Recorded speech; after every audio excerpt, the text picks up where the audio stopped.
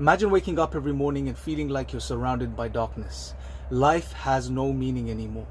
You go about your day, you try to engage with the world, but it's like you're staring through a frosted glass window. The Doomer meme signifies a real problem, especially amongst young people. This is also affecting many young Muslims too. The Doomer is someone young who is lost. They're not an idiot, not like the Bloomer who mindlessly goes about trying to enjoy his life, not ever giving any consideration to the deeper questions of life.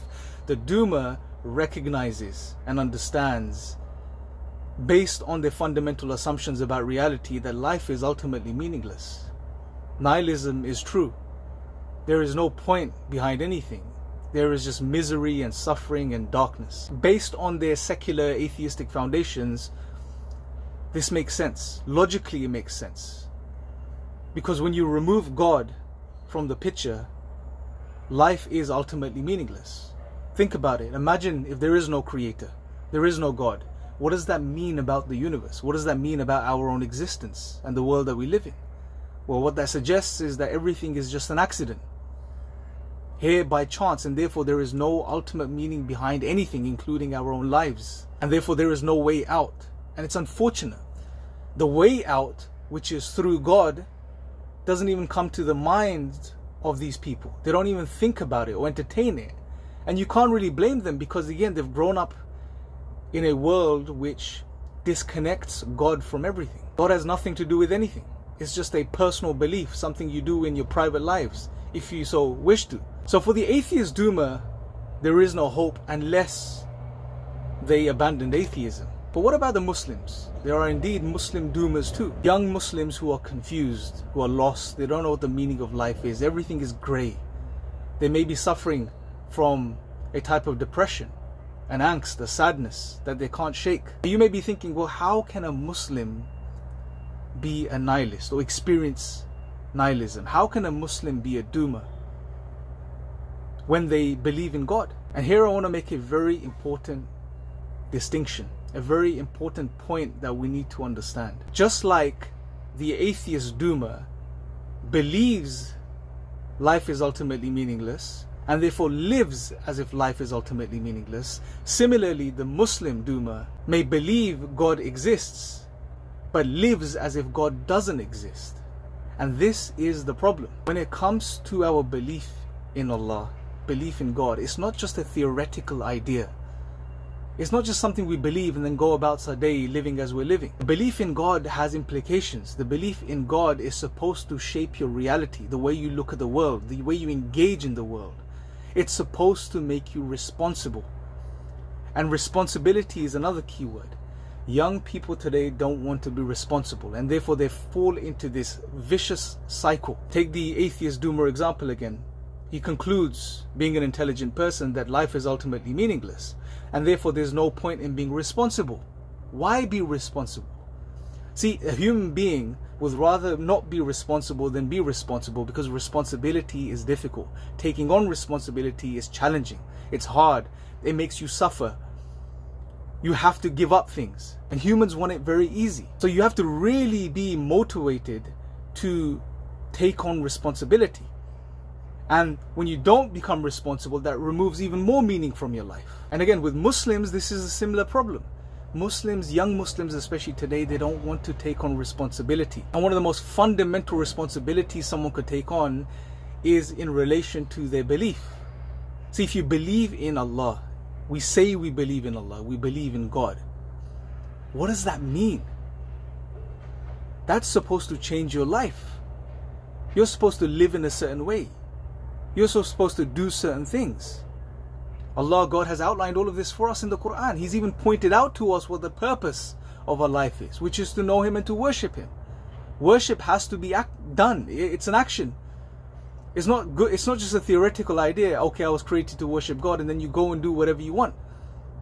You have to implement worship. You have to do worship. So the belief in Allah, the belief in God in Islam, it's a responsibility. And as long as you keep separating the belief in God from its implications, you will continue to feel, or you may continue to remain in that darkness. Allah tells us in the Quran, And whoever turns away from his remembrance will have a constricted, difficult, depressed life. This is what God is telling us. Again, think about, what does remembering Allah mean? You're remembering your Creator. You're remembering that He created you. You're remembering that He created you for a purpose. You're remembering that you have to fulfill a responsibility in this world. You have to develop yourself. You have to grow as a human being. You have to do what's good. You have to not associate others in worship with Allah. So it boils down to responsibility. Taking responsibility for yourself and your beliefs. You have to recognize as a young Muslim that we need to not only acknowledge that Allah exists and that He's uniquely one and that He created us to worship Him. Not only understand these principles, but we have to then live by them. And that's what brings meaning into your life. Trust me, we could spend all day claiming and believing and saying, yes, I was created to worship Allah. Yes, I was created to worship Allah. And if we don't do that, well, we're not fulfilling the purpose of our lives. Then where is the meaning? How is meaning going to enter your life? We have to act. And that takes courage.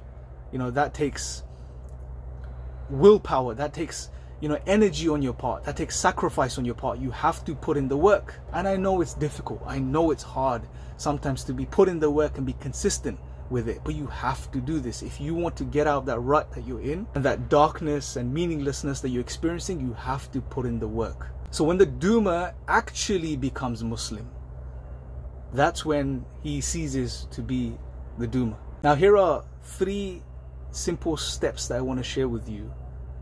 Regardless of how low you may feel or this, how much you're experiencing nihilism in your life and meaninglessness in your life, try to do these 3 things. The first step I want to share with you is come to terms with your beliefs. Be honest with yourself.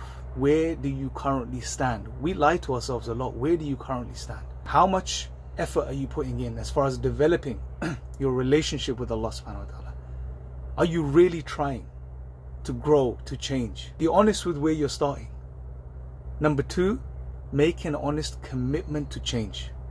Make an honest commitment to take on responsibility for yourself first and foremost. Tell yourself, I'm going to be responsible. I'm going to change my life. I know it's going to be difficult. I know it's going to be challenging. I know I'm going to have to give up stuff. I know I'm going to go through some really tough times where I'm not going to be comfortable, but it's fine. It's worth it. So take on that responsibility. Number 3, start taking action. Focus on your core. Focus on the fundamentals. We know Allah has told us very clearly, outlined for us how to engage in worshipping Him. How to engage in changing ourselves. It's there in the Quran. So start with the fundamentals. Start reading the Quran, engaging the Quran, studying the Quran, and start focusing on developing your prayer, your salah, your 5 daily prayers. Just focus on those basics and try to perfect them to the best of your ability. And then move on gradually. Start to see, okay, how can I now bring Islam into my life to the degree where it really changes me as a human being? I start feeling fulfilled. How do I now change things in the world? How do I try to help people? How do I try to remove someone else's difficulty? How do I try to become selfless and look out for others for the sake of Allah? Knowing that He created me for a clear purpose. Remember, we're Muslim brothers and sisters. Alhamdulillah, we don't believe that we were created for no reason, without purpose, without meaning. We don't believe that the universe is an accident. We don't believe that, it ends at this life and that's it. No, it's a journey. And it's been clearly outlined for us. So try to do these things, inshallah. And I can guarantee you, if you really sincerely put in the effort, your life will begin to change. I've experienced this myself in the past, so I'm talking from experience. And it's not that it's going to happen once and you go on this hero's journey once in your life where you fix yourself and you're in a better place. No, you may fall. You may fall time and again. This is life. It's not a movie. So be ready for that. Be ready for the challenge and take on that challenge, and that's where meaning is going to enter your life. And there's nothing more meaningful than aligning yourself with the way that Allah has given us, that is Islam, and to try and develop your relationship with the Creator of the heavens and the earth. So I leave you guys with this. Let me know your thoughts in the comment section below, and I'll speak to you guys next time. Assalamu alaikum.